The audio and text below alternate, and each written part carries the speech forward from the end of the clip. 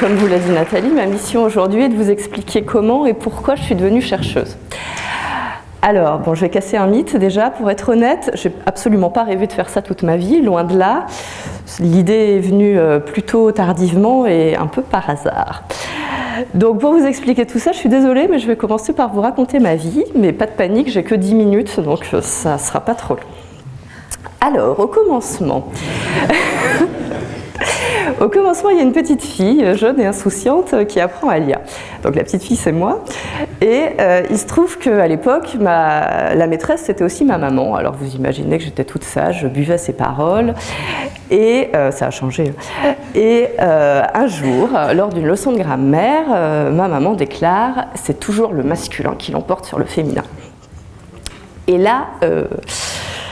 j'ai avalé ma salive, j'ai levé la main et j'ai dit non, c'est pas possible. Même s'il y a 1000 filles et un seul garçon, bah je suis désolée, mais oui. Bon, ok, alors j'ai appris la règle, j'essaye de l'appliquer, mais je me suis bien dit que ça resterait pour la grammaire et que pour le reste, on n'allait pas me dire que c'était le masculin qui l'emportait. Bon, voilà, j'ai fait avec et j'ai continué. Donc bon, voilà, à l'époque, je ne savais absolument pas ce que je voulais faire de ma vie. Je voulais peut-être devenir archéologue, un truc comme ça, mais archéologue genre Indiana Jones, quoi, avec un peu d'aventure. Mais bon, je sentais bien que c'était pas un métier très jouable. Bon, ce qui était sûr, c'est que j'étais plutôt garçon manqué, je préférais les Lego aux Barbie, ça c'était clair, et je préférais qu'on me dise que j'étais débrouillarde plutôt que j'étais bien habillée. Bon, tout ça c'est bien, mais ça fabrique pas une chercheuse, et de toute façon, bon, je savais pas trop. Autour de moi, enfin j'habitais à la campagne, donc les gens étaient agriculteurs et les dames plutôt mères au foyer, donc ça m'aidait pas beaucoup à choisir ma voie. Donc bon, je continuais, j'allais à l'école et puis j'attendais de voir ce qui allait se passer.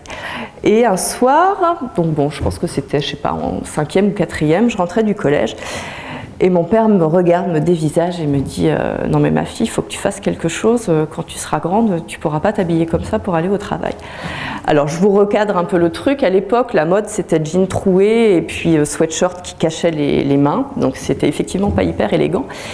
Mais voilà, mon papa qui m'explique que quand je serai grande, il faudra que je me maquille et que je porte des tailleurs, c'était encore une règle que je pouvais pas accepter de suivre.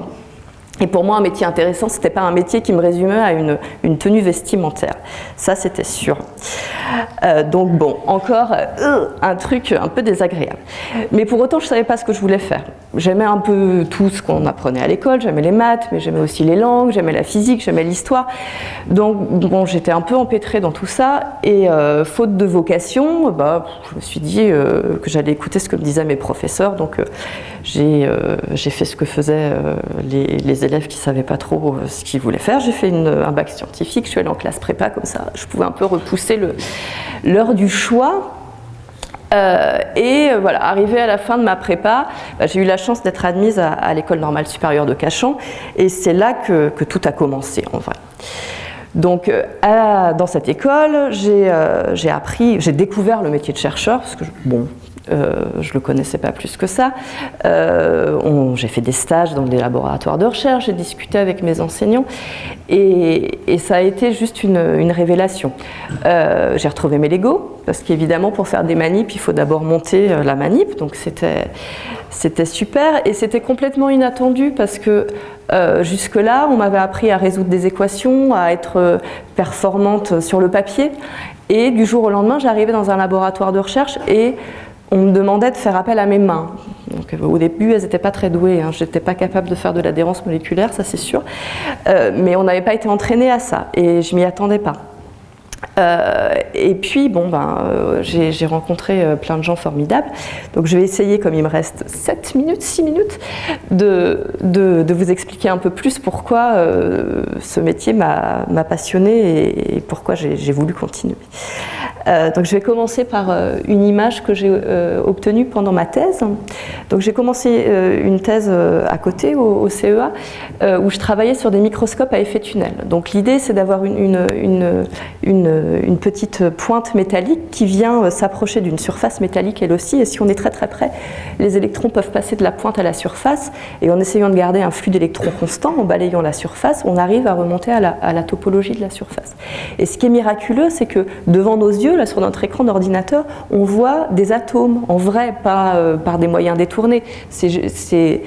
C'est en direct et dans l'espace réel, quoi. Donc vous voyez l'échelle, là c'est une image où la barre représente 5 nanomètres, et ce que vous voyez c'est des molécules qui sont déposées sur une surface d'or, atomiquement plates, donc aussi plates, plus plates que les...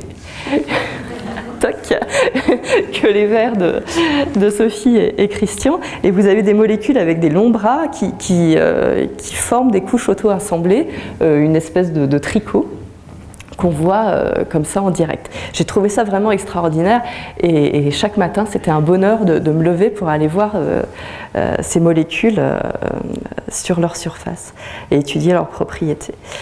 Donc ensuite je suis arrivée à l'Institut d'optique et je me suis plongée dans un autre domaine qui est la biophotonique. Donc l'idée c'est de développer des techniques optiques pour pouvoir étudier des systèmes biologiques. Alors pour être un peu plus précise, enfin pour être un peu plus concrète, voilà un exemple des travaux qu'on effectue au laboratoire avec mes collègues. Donc on étudie les cellules qui tapissent l'intérieur de nos vaisseaux sanguins, et l'idée est d'essayer de comprendre pourquoi chez certaines personnes ces cellules tombent malades et pourquoi les personnes développent des maladies cardiovasculaires. Et pour faire ça, où est l'optique?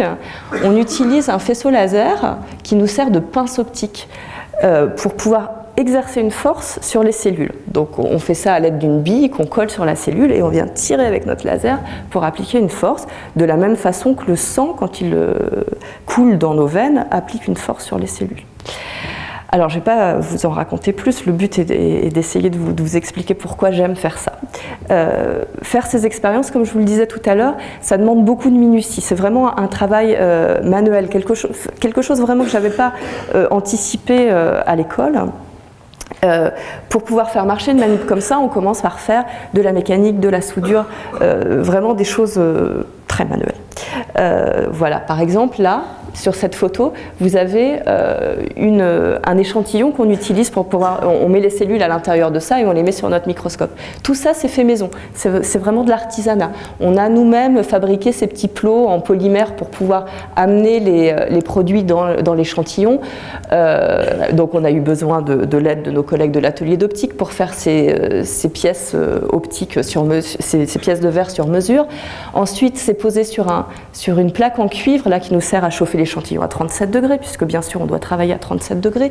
Donc là on a fait de la mécanique pour pouvoir dessiner cette pièce. On a nos collègues d'électronique qui nous ont aidés à faire le système de régulation en température. C'est vraiment un travail manuel de précision, et on a besoin d'interagir avec des gens qui ont plein de compétences différentes. Ensuite, il y a évidemment l'optique en elle-même, et puis la mécanique, interpréter les données, etc.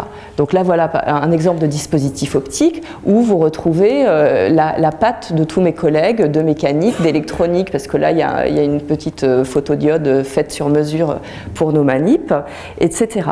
Donc vraiment, ce que je trouve fascinant dans ce métier, c'est le fait que c'est une équipe avec des savoir-faire très différents mais tous complémentaires, donc on est obligé de discuter, de savoir interagir, de se comprendre les uns les autres, et ça c'est vraiment super. Après quand on trouve, parce que de temps en temps on cherche beaucoup, mais il nous arrive de trouver, donc dans ces cas-là on va partager nos résultats, on part en conférence, donc on va dans plein de pays, on rencontre des gens de nationalités différentes, donc il faut aussi parler anglais, ce qui n'est pas désagréable quand on aime bien les langues. Et on échange avec des gens qui ont aussi beaucoup à nous apporter. Donc j'ai encore quelques petites images d'un autre aspect de notre travail, parce que dans biophotonique il y a biologie, donc il a fallu monter un laboratoire de biologie et de chimie pour faire nos expériences, donc ça fait partie aussi du quotidien. Je vais finir en essayant de résumer les points importants pour moi dans le métier. C'est un travail manuel. Et je m'y attendais pas, mais c'est quelque chose qui me plaît énormément. C'est un travail d'équipe, et j'aurais dû mettre un S à équipe, parce que c'est vraiment des personnes qui travaillent dans des lieux différents et qui savent faire des choses différentes, qui tout ensemble peuvent arriver à faire fonctionner une expérience. Et c'est génial parce qu'on apprend des choses tous les jours, et le champ des possibles est quasi infini. Voilà, je vous remercie pour votre attention.